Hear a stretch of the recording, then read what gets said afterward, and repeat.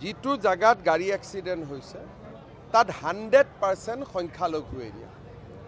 মই নিজে বুজি পোৱা নাই সংখ্যালঘু এৰিয়াত কংগ্ৰেছৰ কি হৈছে তাততো বিজেপি থাকিবই নালাগে জুৰিয়া ৰূপহী ঢিং লাহৰীঘাট সামুগুৰি ইয়াৰ যদি জনগাঁথনিটো চাই ই পৰম্পৰাগত বিজেপিৰ ভোট বেংক নহয় বিজেপি তাত বুথ কমিটি এটাও নাই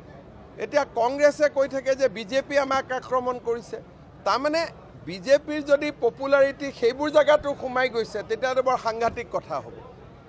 যি জায়গাত আজিলৈকে এটা আমাৰ বুথ কমিটি নাই আজিও মন কি বাত হৈছে বুথ কমিটি 0 মন কি বাত 0 গতিকে তাত যদি কংগ্ৰেছে কয় বিজেপি হৈছে এটোতো আমাৰ কাৰণে ভাল কথা কিন্তু মই আপোনালোকক ক'ব খোজো যে কংগ্ৰেছ দলৰ ওপৰত অসমৰ সংখ্যালঘু মানুহখিনি যথেষ্ট বিতুষ্ট হৈছে তেওঁলোকে বিজেপিও মুকলিকৈ কৰিব নোৱাৰে গতিকে কংগ্ৰেছ দলৰ নেতাসকলকে তেওঁ য'তেই মিটিং কৰিব গৈছে তাতে খেদি ফুৰিছে পদ্মুত বৰদলৈ ৰকিবুল হুছেইন এতিয়া আপুনি যদি পঞ্চায়ত ইলেকশ্যনতে দেখে ৰকিবুল হুছেইন ধুবুৰীত নিজে যোৱা নাই কাৰণ এবাৰ ধুবুৰীত গ'লে তাতো আক্ৰমণৰ সন্মুখীন হ'ব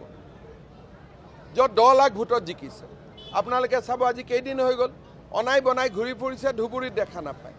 সামুগুৰিত নাপায় এখেতসকলে সংখ্যা গৰিষ্ঠ মানুহৰ মই কথা কোৱা নাই সংখ্যালঘু এৰিয়াত কংগ্ৰেছ সাংঘাতিকভাৱে অপ্ৰিয় হৈছে মানুহখিনিৰ কষ্ট যে দেখাকৈ বিজেপিও কৰিব নোৱাৰো সেইকাৰণে তেওঁলোকৰ ক্ষোভ হতাশা গাড়ী মটৰ ভাঙিয়ে কৰি আছে ভাল হোৱা নাই কথাটো মই পুলিচক ইতিমধ্যে কৈছোঁ যে ভিডিঅ' ৰেকৰ্ডিং ওলাওক একশ্যন লওক আৰু আমি একশ্যন ল'ম পদ্মুত বৰদলৈ মই নিৰাপত্তাও বঢ়াই দিব কৈছোঁ কিন্তু ডিব্ৰুগড়ত তেওঁলোকক কোনোবাই কিবা কৰিছে যোৰহাটত কৰিছে গুৱাহাটীত কৰিছে বিজেপিক কওক ঢিং ৰূপহীত বিজেপিক কৈ কি লাভ